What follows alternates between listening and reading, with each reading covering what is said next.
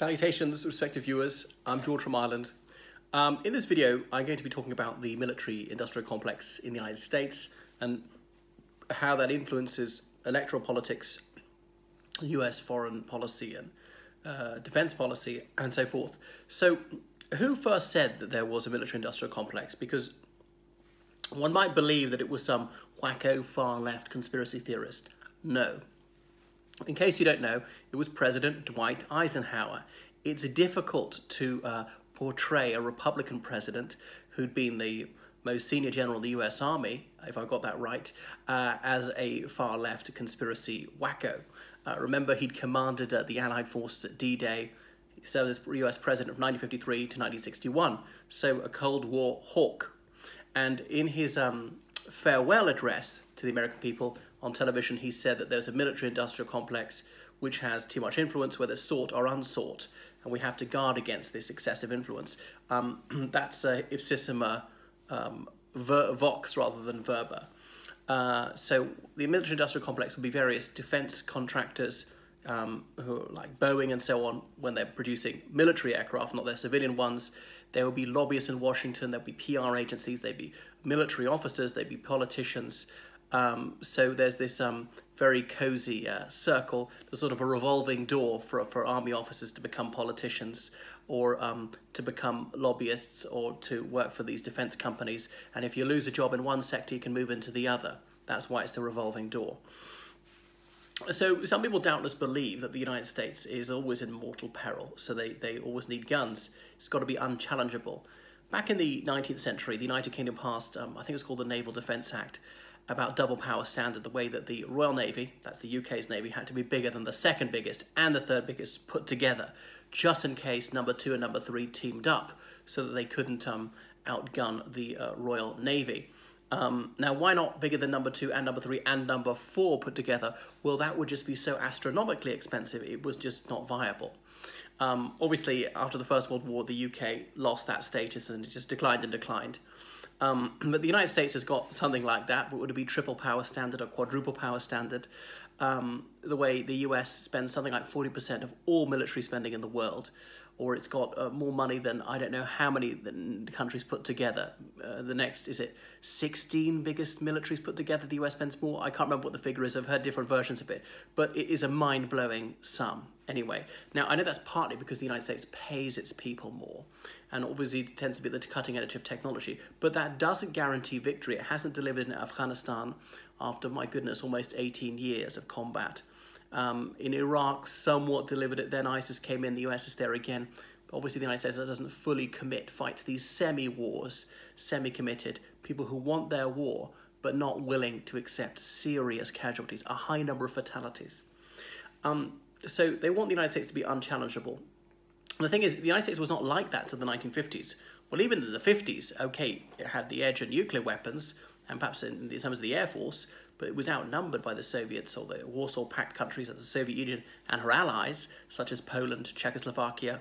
I know it doesn't exist anymore, Czechoslovakia, Romania, Bulgaria, I shan't list them all. And some people, young people watching, won't know what the Soviet Union is or was. The Soviet Union was Russia and 15 other countries that were united with her. So Russia, Ukraine, Azerbaijan, Georgia, Latvia, Lithuania, Kazakhstan. I won't name them all, but that was the Soviet Union, a communist state which existed from 1922 to 1991. So people seem to recognise no limit to how big the military should be. I'm talking about militarists in the United States. Now, not everybody is a militarist. I would say it's a minority. The Democrats mostly want to cut military spending a bit. Occasionally, you'll even have a sane Republican like Ron Paul who thought likewise. Now, it wasn't always like this. You go back to the foundation of the American Republic. Some people suggested that the army should have no more than 5,000 men. Well, Washington said that's preposterous. That'll only make sense if the enemy has no more than 5,000 soldiers. And in the 18th century, a lot of people, well, Whigs and so on, and most American revolutionaries saw themselves being in the Whig tradition somewhat, believed that the army shouldn't be too mighty because they can take over. It could lead to a military dictatorship, that an army can contain all the vices fatal to liberty, as in mindless conformity and obedience, and they can dragoon elected politicians. There's a reason why we have the verb dragoon like that. Now, in a sense, the military already has taken over. Not that it has a political mind as such, And obviously I'm not suggesting that they're US generals or admirals who've got ambitions to be a military dictator, but the way the military gets what it wants most of the time, and certainly for Republicans, the military is like this totem that they have to do obeisance to, and they're always trying to propitiate the military. More military spending, it's never enough. There was a fascinating book by Andrew J. Basovich. I can't remember. I read can't remember if I pronounce it correctly. Washington Rules, and saying the idea is we spend so much, then finally our foes are all put to flight. We can have a peace dividend. We can slim down the military budget a lot. Now, to be fair, under Bill Clinton that happened somewhat, but obviously under George W. Bush it went up again, and Trump has gone up again, and it's just never enough, being increased endlessly. So. And look at their priorities. Now, surely the operational priority would be to support their troops in Afghanistan and Syria or Iraq, but no, Trump just had them going to the Mexican border as walking spin, just a PR exercise, even though they were legally forbidden to actually do anything against illegal immigrants. You're not allowed to use soldiers as police officers in the United States. So who is entrusted to the care of the military? Well, often it's a family for those without a family. Often it's people from families really at the bottom of the socio-economic pile.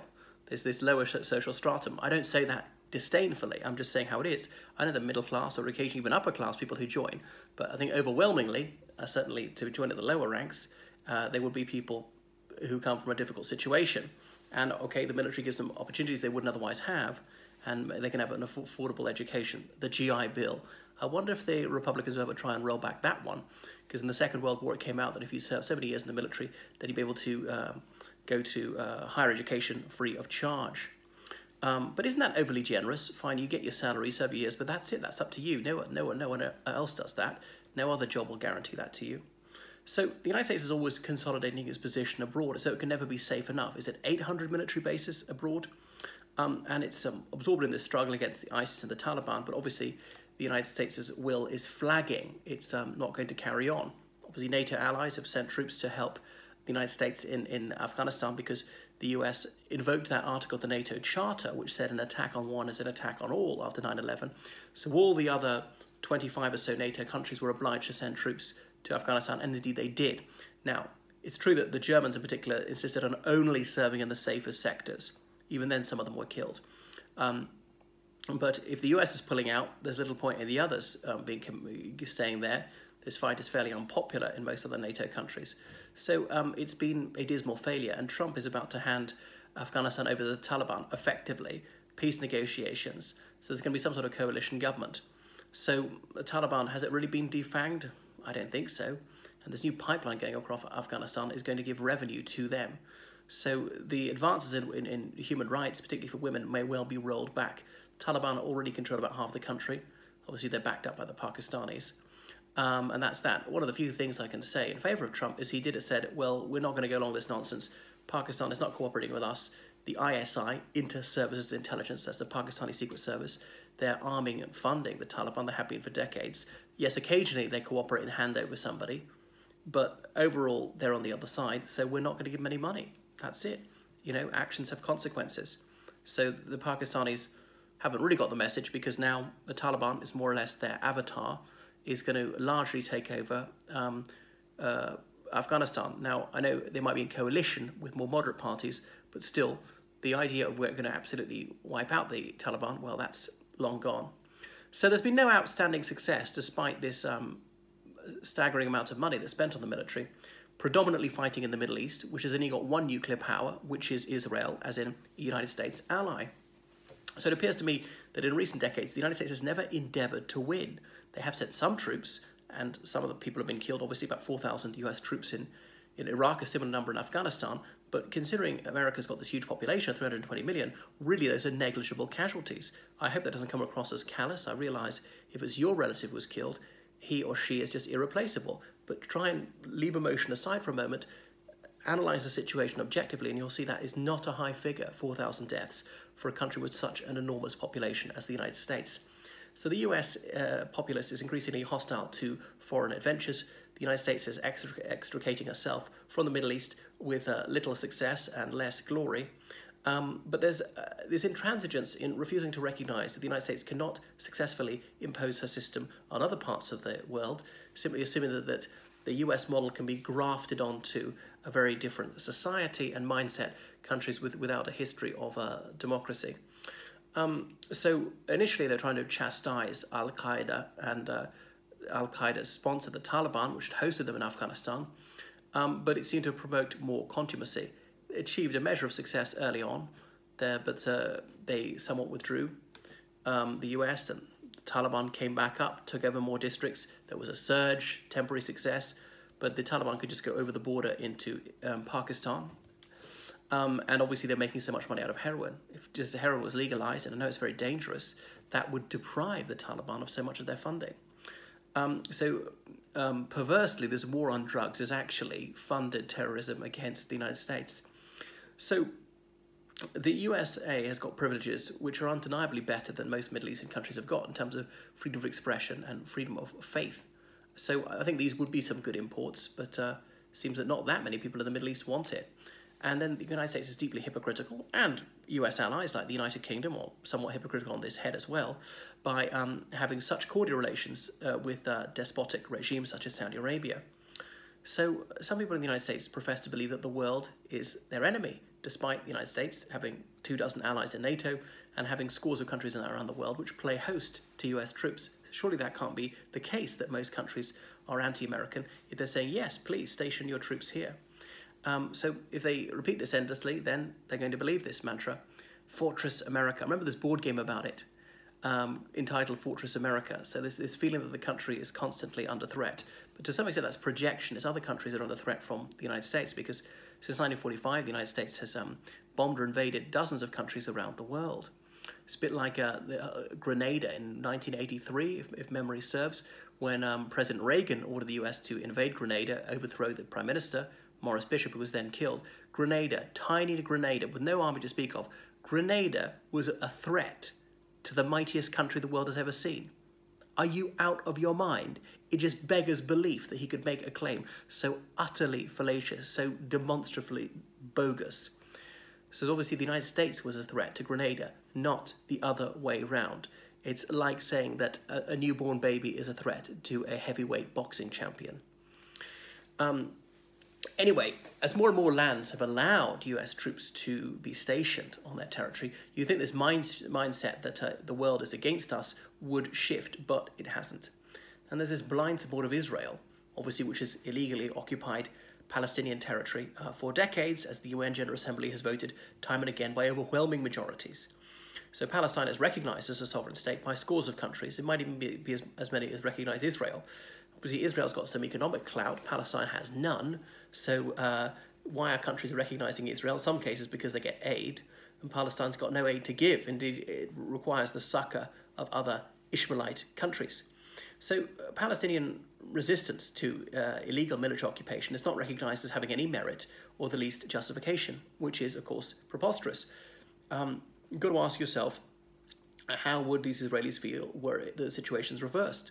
They say never judge a man till you've walked a mile in his shoes. Supposing Israel was under illegal military occupation by Palestine, it would be outlandish to say that the Israelis wouldn't think that there was any rectitude in resisting this by force of arms. Now, I know that Palestinian fighters have sometimes done things which are completely unethical, like deliberately killing civilians. It's true that Israelis have done likewise. And sometimes the Palestinians are fighting outside the Geneva Convention, not wearing uniform, and so on. So, and elsewhere I've said there are good things about Israel. Okay, got to give them credit when they're due, where it's due, that they are a democracy and they have rights for women and gays and so on. So opposition to illegal occupation can only flow from incorrigible wickedness, so many US politicians profess to believe.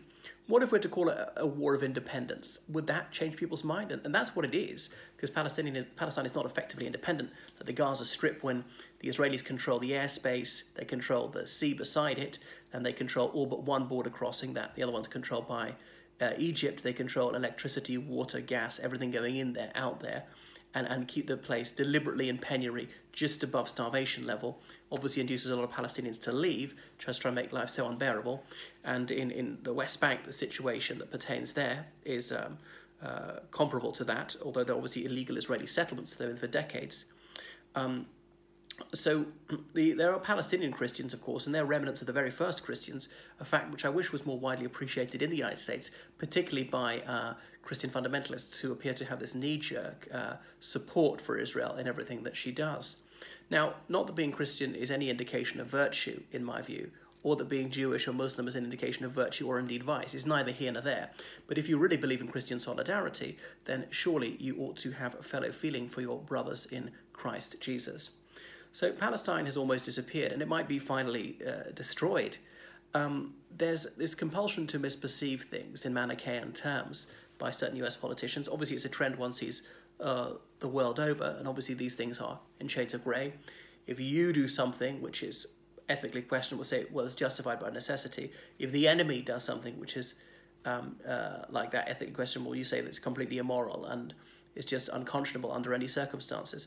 And you see how, really, logically, that just doesn't wash. If something is immoral, it's immoral no matter who does it. And if it's moral, then it's moral no matter who does it, or you have to give credit to the other side for showing quarter, things like that.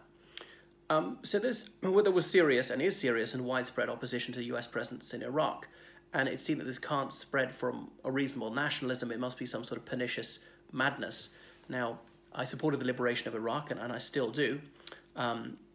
When should the coalition have withdrawn? That was a difficult question. Obviously, I withdrew under Obama, almost all of them, because the Iraqi government wouldn't allow them to be there anymore. I remember some Fox News people like Bill O'Reilly saying, oh, it was terrible for him to withdraw.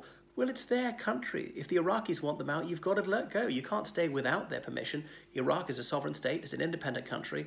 It's a democratic country, to a large extent, thanks to the United States. But if they say you've got to get out, you've got to get out. Otherwise, you're illegally occupying them.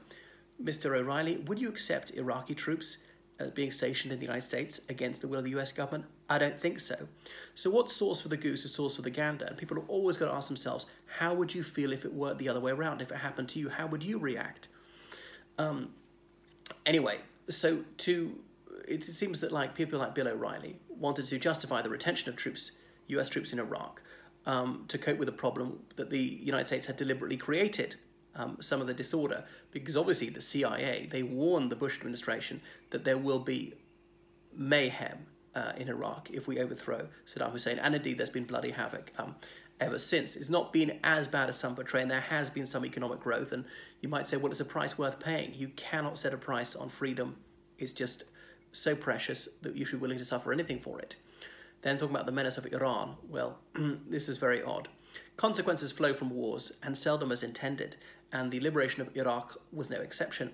You'll see how Iran and Iraq are closer friends than ever before, which is certainly not what Washington wished to see, or indeed Israel wished to see. So prior to that, Iran was encircled with US troops in Afghanistan, obviously then they were in Iraq before most of them withdrew, US troops in Qatar and Bahrain, US troop stations in Central Asia. Now they're no longer stationed in Central Asia, they're about to pull out of Iraq and Syria and Afghanistan, so we're told. But what a flip-flopper Trump is, as usual, wobbling on that one. He might keep them after all. So there's indeed this danger of military intervention by the United States. But as I say, it's now ending if Trump honours his word, and that's an unsafe assumption, withdraws, then they would have troops in Qatar and Bahrain, not huge numbers. So ground invasion, well, that'd be difficult. There had to be a huge military build-up first. So it's emetic to be antagonistic towards Iran on the basis that it's an unfree country, whilst being so friendly towards Saudi Arabia. Iran is certainly freer than Saudi Arabia. It's obviously had women's sport for a long time. It's had women driving for ages, had women voting for ages, which Saudi Arabia doesn't. It's got a greater deal of freedom of expression. They don't have this guardianship system in Iran. They don't execute people quite so promiscuously, and on and on. So Iran is consistently misportrayed as extremist. Now, it's certainly a conservative Islamic society. There is Sharia law, but you know, the people who drink, and then especially if they have parties, if it's inside, that's quietly tolerated. A lot of the junior generation would like to see serious reform. So Iran would be amenable to moving in a secular direction.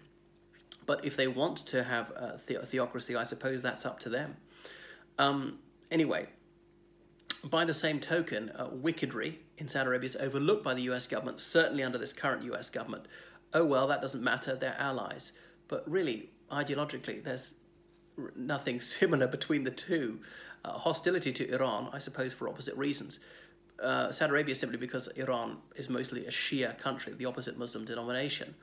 Or maybe Iran is a dangerous example of a country that's somewhat equitable, which has got a modicum of freedom of expression. Don't exaggerate. There are things you can't say in Iran, and you can still be punished for things you shouldn't be punished for, such as adultery. But really, it's mild compared to Saudi Arabia. It certainly wins the beauty contest in comparison to Saudi Arabia. So anyway, the Grand Old Party dislikes deviancy in terms of sex and sexuality. The Saudi Arabian government likewise. And of course, there are reformers in Saudi Arabia. I've met some of them who would like it to be more of a secular society. Obviously, this is within a certain ideological frame. Some of the libertinism one sees in the West would just be too much for almost any Saudi Arabia, like open homosexuality, gay pride marches, things like that. But to become something a bit more like Egypt, that at least be a step in the right direction, or even Turkey, that's about the limit it would ever get to. So there's this overemphasis in the United States on fighting abroad, and it's not founded in reality, as though threats are always external, despite the fact that gun crime is a far, far bigger threat. And in many years, foreign terrorists killed 0 Americans in the United States. I'll say it again. In many years, foreign terrorists kill 0 Americans in the United States. Some years they kill a few, 5, 10. Of course, I'd rather it was 0. But gun violence killing 33,000 people per annum on average in the United States. 33,000. Occasionally terrorists killed Americans abroad, but very seldom in the United States, often their military personnel abroad, who wouldn't be killed if they were not abroad. I'm not saying it's their fault for being killed, but that's that. If you really want to bring the casualties down, you bring the troops home. So there is genuine resentment at US support for Israel in other countries. And it's confused by people with just anti-Semitism or mindless anti-Americanism. In fairness, sometimes it is anti-Semitic, but sometimes it's a reasoned critique of Israeli government policy. And Israel is by no means the worst government in the region. I'll say it again. So I realize that some criticism of Israel is excessive and intemperate. But people perhaps deliberately conflate a reasoned disapproval of certain US policies with blind anti-Americanism, because they don't want to have to cope with this reasoned critique, because they sense that there is a certain logic to it. And they try to conflate that with, as I say, bigotry. Or the idea that this wish to extirpate the United States. And even Al-Qaeda and the Taliban, when they've given their goals, they have not said that they want to conquer the United States. So going back to 9/11, that attack on the World Trade Center in 2001, it was expiated by killing thousands of Iraqis, despite the fact that no Iraqi was involved in that attack. It reminds me of the Eve of Waterloo by Lord Byron, when he said, he felt the rage that blood alone could quell, and perhaps that was it, lusting for vengeance. So great centers of military power are not attacked, like North Korea with its nuclear weapons. You might say, oh, it's puny compared to the United States. Well, it is armed to the teeth. It's got millions of people who are brainwashed, who seem to be really willing to die. And the United States is reluctant to properly take on Iran, and there are more examples of that. And these countries seem to have no aggressive designs in the United States, though they do on their neighbours. So there's ample evidence the United States will only attack a country which is not nuclear armed. Hence, such as the desire of the People's Democratic Republic of North Korea to make sure that they have a credible nuclear deterrent, building up their arsenal. This fixation with foreign threats is not grounded in fact, and it's necessitated by a need to explain away having such a gigantic military, because if there were not all these existential threats, why have this fat budget for the military? You could pay off the deficit, you could cut tax, you could spend on things like affordable healthcare, but we can't possibly tolerate that. So there's this endless search for unlimited military mastery. There's a goal which can never be attained. And there's this cultivation of a semi-myth of countless foreign foes, actuated by sheer bloody-minded hostility. I call it a semi-myth because, of course, there is some genuine rivalry from other superpowers such as China. Anyway, so these notions, they shape the machinery of politics, the way that lobbyists are allowed to lobby politicians, the way that donors are allowed to donate, and clearly they want something back for it. They're not doing it out of the goodness of their hearts. Come on, the profit motive is sacred. So you don't only donate if you think you're going to get more back. agencies that do not serve the military, they wither on the vine. You know, all sorts of government programs, Medicare, Medicaid, Social Security, funding for schools, transport, the environment, all cut, doesn't matter. But, you know, the military will always get what she wants. So these organs of war are vastly swollen. But we can't be all dressed up and nowhere to go. We've got to use it occasionally, or people will think, well, let's cut it back.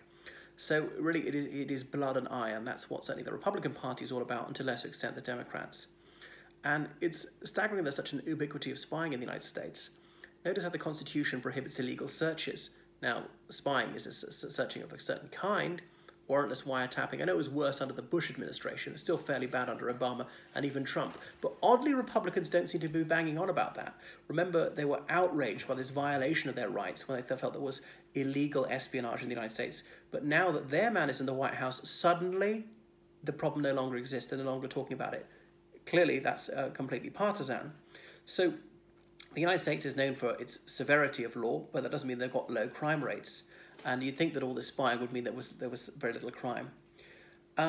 So the military perhaps echoes the master whom it's supposed to serve, which are people elected to Congress, or is it the way around? The other way around. They say the military votes heavily Republican, I suppose because they are uncompromising and they'll fund you as much as you want, and they'll say, just take the gloves off, yeah, waterboarding, sure, Guantanamo Bay, we'll wave the flag, we'll be blinkedly nationalistic. And I realise not everybody in the military is like that. You go back to 1991, the end of the Gulf War, Colin Powell professed to believe the US military had reached the very summit of absolute perfection and was not eager to put that at risk to test it again because it performed so strongly again. So that's why he was more dovish than the other people, the chicken hawks who'd never served in the military, yet seemed to be eager to cross the road to get into any fight they could. And now the US is in this state of permanent siege, as it were. There's always such a terrible threat, so they have to take away people's rights and lock them up in Guantanamo Bay for decades without trial or charge. It's an outrageous scandal. And so many Americans believe they must never lower their defenses, and they'd have to admit that the threat is not existential, that there is some sort of level of threat that any country faces, but actually abrogating the Constitution and spending crazy sums of money don't substantially lower that threat. They might even aggravate it. Because if the United States admitted that the threats are not so mortal, then having so many soldiers would be superfluous, and many defence contracts would be surplus to requirements, and obviously the military-industrial complex couldn't possibly tolerate that. So as things stand, there's little hope of restoring sanity. And any candidate who advocates for swingeing cuts to military spending would be excoriated as lily-livered, as running up the white flag, as all the rest of it, as a pacifist, as a wimp, limp-wristed, a surrender monkey, I suppose.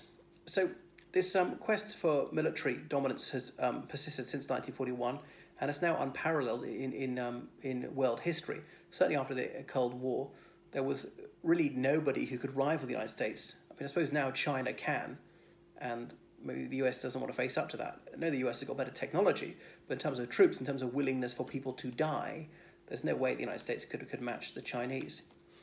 So the US has also produced a reaction in provoking other states to beef up their armaments, which has simply fed the cycle. It's a vicious cycle.